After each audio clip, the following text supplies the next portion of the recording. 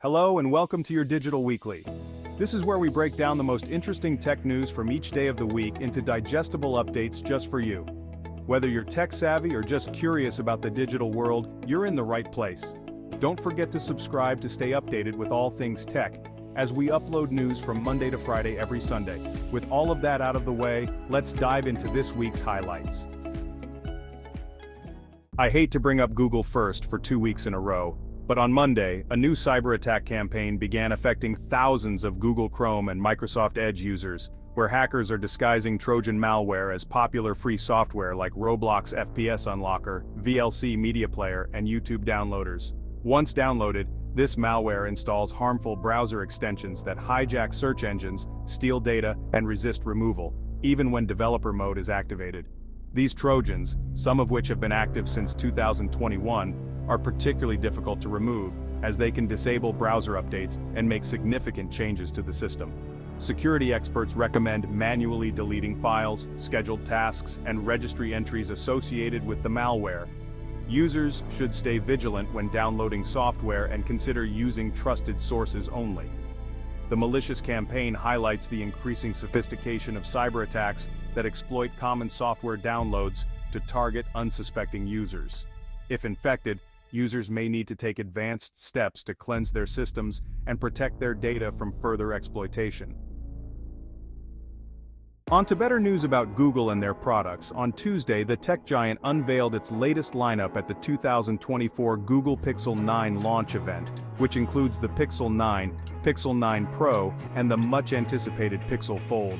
The Pixel 9 series features upgraded cameras, enhanced AI capabilities, and the new Tensor G4 chip, which promises improved performance and battery efficiency.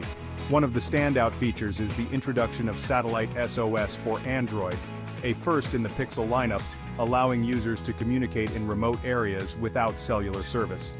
In addition to the smartphones, Google also introduced the Pixel Watch 3, which offers improved fitness tracking and longer battery life, along with the Pixel Buds Pro 2 for better audio quality and noise cancellation.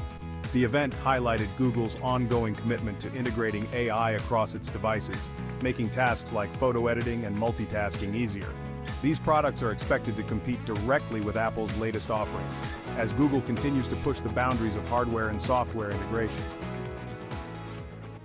Next, the National Institute of Standards and Technology, or NIST, has published the first set of standards for post-quantum cryptography, marking a significant milestone in preparing for the potential threats posed by quantum computing.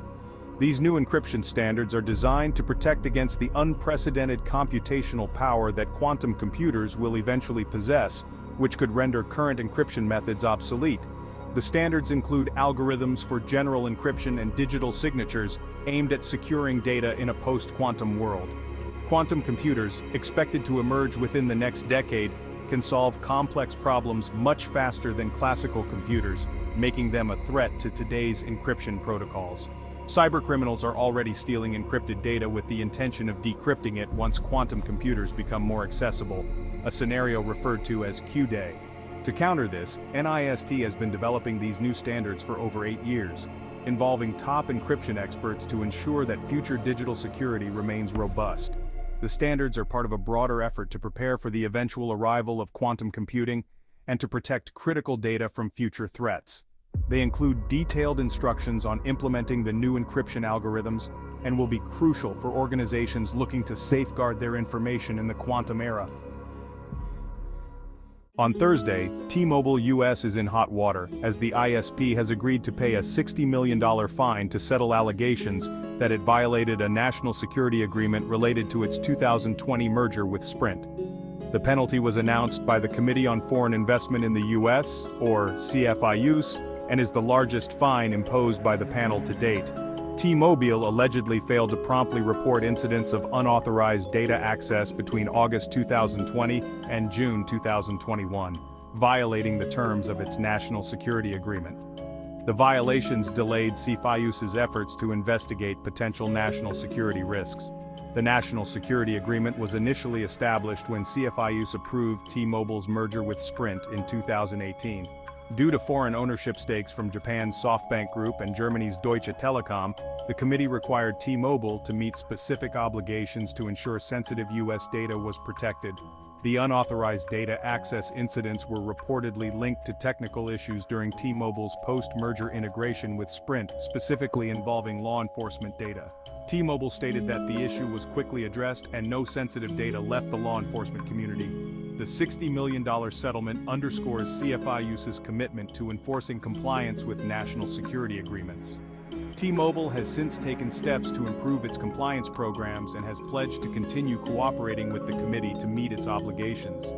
The fine also coincides with CFIUS's efforts to increase transparency by providing more detailed information about penalties and violations on its newly revamped website. And finally, for our gaming news of the week, Epic Games has announced the launch of its Epic Games Store on mobile platforms, including Android and iOS in the European Union, expanding its reach beyond PCs and consoles. This move is part of Epic's ongoing strategy to build a competitive marketplace for games and apps that rival major platforms like Apple's App Store and Google Play. By bringing the Epic Games Store to mobile, the company aims to give developers more freedom and better revenue shares, challenging the existing models of major mobile marketplaces. This announcement comes amid the ongoing legal battle between Epic Games and Apple. The dispute began when Epic introduced its own payment system in Fortnite to bypass Apple's 30% commission on in-app purchases. Apple responded by removing Fortnite from the App Store, leading to a high-profile court case. While the courts ruled that Apple must allow alternative payment methods, Epic did not succeed in getting Fortnite reinstated on the App Store.